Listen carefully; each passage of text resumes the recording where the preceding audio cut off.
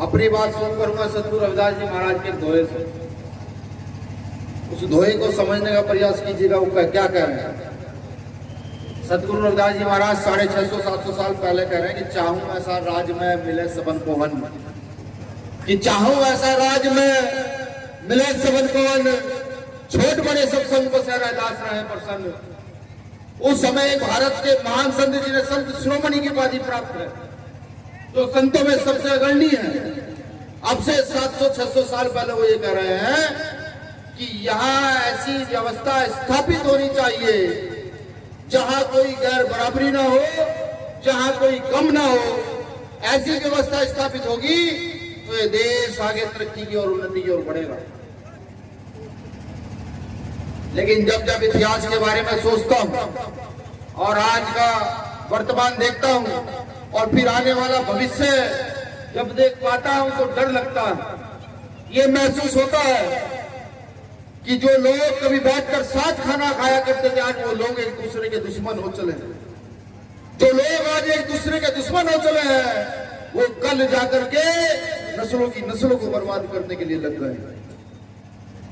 मैं देवबंद की भूमि को भी नमन करता हूं, इसलिए नमन करता हूं कि एक समय वो था कि यहाँ हिंदू मुसलमान बैठ करके, जब यहाँ आता था ये अंग्रेजों का राज था, बैठ करके एक मदरसे में, एक मस्जिद में और एक मंदिर में बैठ करके उनसे लड़ने के लिए प्लान किया करते थे, उनसे हम लड़ना कैसे। एक समय आज का भी है कि जब यहाँ मदरसों की छानबीन कराई जाती है, जब यहाँ उलेमाओं पर लांछन लगाया जाता है, ये हमारे लिए गर्व की बात है कि दारुल उलूम भारत के सहारनपुर जिले के देवबंद में स्थापित हमारे लिए गर्व की बात है। लेकिन जब उस पर आरोप लगते देखता हूं तो शर्म भी महसूस होती है कि ये देश जिसकी आजादी के लिए प्रत्येक वर्ग, प्रत्येक धर्म का व्यक्ति लड़ा, ये देश जिसकी उन्नति के लिए आज भी हर व्यक्ति अपना सिर कटाने के लिए तैयार है, उस देश में लड़ाई जहां तरक्की की होनी चाहिए थी, उस देश में लड़ाई जहां शिक्षा की होनी चाहिए थी, आज उस देश में लड़ाई धर्म की हो चली है।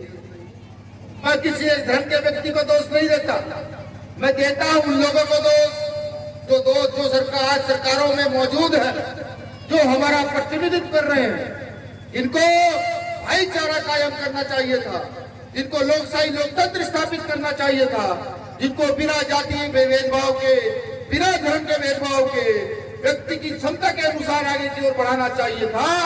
आज वो लोग इस देश में धर्म के नाम पर युवाओं को अंधा करके इस देश को बर्बाद करने का काम कर रहे हैं।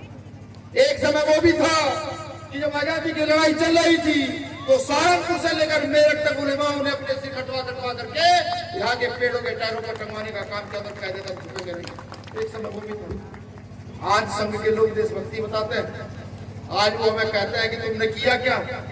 आज संघ हमें कहता है कि तुम कौन होते हो। मैं पूछता हूँ, जिसने कभी इस देश का तिरंगा एक्सेप्ट नहीं किया, तुम्हारे वो माफी वीर कि जब यहाँ पर लड़ाई चल रही थी जेल में चले जाते हैं तो माफी वीर हाथ जोड़कर माफी मांगकर कहते हैं कि हमें माफ कर दीजिए, तुम्हारी गुलामी करेंगे, तुम हमें सिखाओगे देशभक्ति क्या। आज एक महत्वपूर्ण दिन भी है, आज के दिन को बड़ा दिन कहा जाता है। क्रिश्चियन समाज में जो लोग क्रिश्चियन समाज के लोग हैं, ईसाई धर्म में विश्वास रखते हैं, उनके लिए आज महत्वपूर्ण त्योहार है। तो इस मंच के माध्यम से भी मैं आपको क्रिसमस डे की हार्दिक बधाई देता हूं।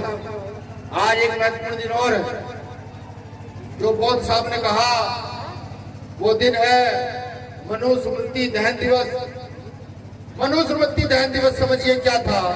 इस देश के बहुजनों का उत्पीड़न करने का एक कानून था, इसका नाम मनुस्मृति दहन दिवस था।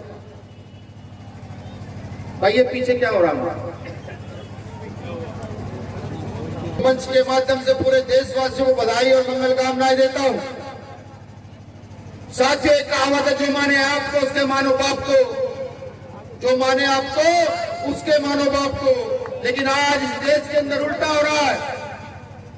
आज राजनीति के चलते लोग अपना स्वार्थ सिद्ध कर देना चाहते हैं। कहीं कोई मुसलमान मरे, कहीं कोई दलित मरे, कहीं किसी का बलात्कार हो, लेकिन नेता सुध लेने के लिए तैयार नहीं है। हमें समझना पड़ेगा हमें चलना किस ओर है, हमें खड़े किस ओर होना है। हमें ये बताना पड़ेगा कि हम जानवर नहीं, हम इंसान हैं। आज हमें दाढ़ी टोपी के नाम पे मारा जाता है, आज हमें बाबा साहब अम्बेडकर के नाम पे मारा जाता है, आज हमें दलित पिछड़ों के नाम पर मारा जाता है। ये समझना पड़ेगा इसका कारण क्या है।